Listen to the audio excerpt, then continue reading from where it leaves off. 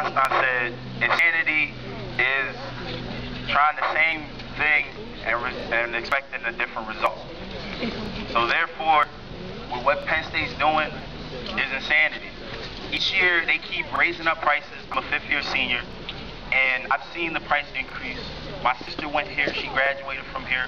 I too want to graduate from here. I want my kids to graduate from here.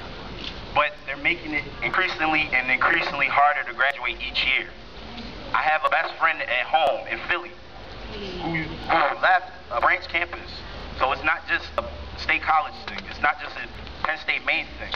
He's sitting at home trying to save up to go back to Penn State Berks, you know? And that affects all of us across the 20 Commonwealth campuses. And it's just unfortunate that all 110,000 of us as students can't be here today. But I'm proud to be one of those thousands and thousands of students to support what we're doing here today. And I appreciate everybody to my left, my right, my back, my front, who's here standing and supporting. The media that's standing and supporting by covering this and putting it in the Collegian, the Center Daily Times, you know, the auxiliary police force, they're all supporting us.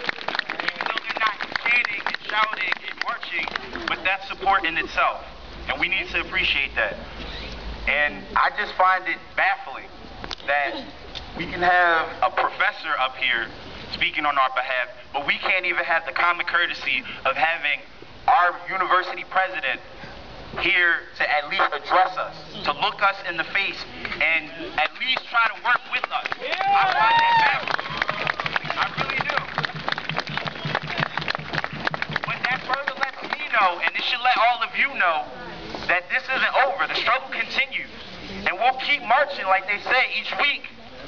Every week. Until he figures out, all right, well, maybe I should meet with them. That's all I got to say. Kanye. All right.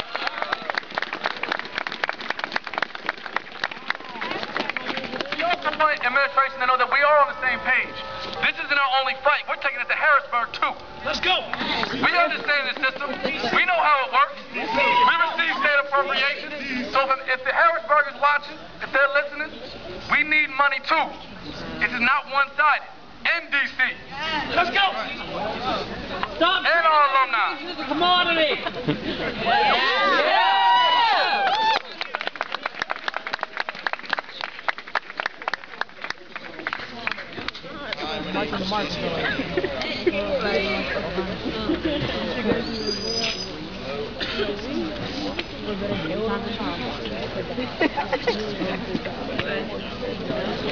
Dude, I know.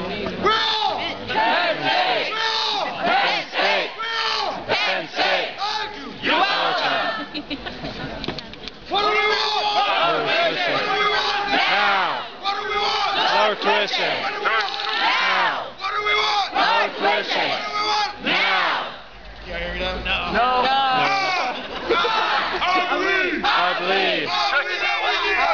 believe that we need help! I believe that we need help! I believe that we need help! I believe that we need help! I believe that we need help!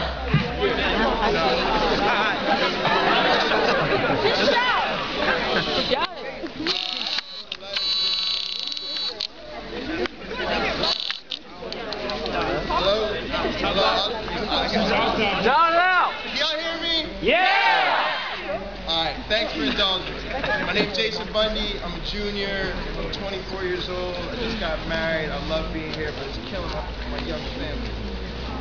What does we the people mean in the context of Penn State? Nothing, I originally thought. At least my thoughts without profanity were quite straightforward. We the people is a phrase borrowed from the Constitution of the United States. It doesn't mean anything in the context of Penn State. Perhaps my ignorance fueled a juvenile program for connections. If you look quickly at flash rhetorical analysis of the Bible, we quickly draw your attention to Genesis 1:1. In the beginning, I remember my professor, Dr. Richard Doyle, talking about this passage in our rhetorical traditions class on what is life. Dr. Doyle hammered home the mastery of commencing the creation narrative with these three words, in the beginning. Those words at once establish and validate the authority of the text through its content. This is my first exposure to instrument training. perhaps there is more than meets the ear when we shout, "We are Penn State." We the people is not merely a component of the preamble. It's not just another treasured phrase from the canon of rote Americana. It is not just a prelude to the meat and potatoes of the Constitution. We the people is the first order of business for the framers. By making we the people the very first utterance of the Constitution, they were establishing democratic ideation. The framers could have written at least the preamble from any other voice, such as we the several states, we the delegates of this constitutional convention, or even we framers on behalf of the people. It was not to be so. In the beginning was the people, and the people were the United States. The people ordained and established the Constitution. In 1862, the Moral Land Grant Act permitted the federal government to grant each state 30,000 acres of public land for each of its representatives and senators in Congress. The states instructed sell the land, creating endowments which in turn would support land grant colleges. However, the colleges had to make a commitment. This is why we're here today. The cost of higher education must remain within reach of Americans with average financial means. Land grant institutions we even call democracy colleges. We the people of the United States gives exception and authority to the Constitution.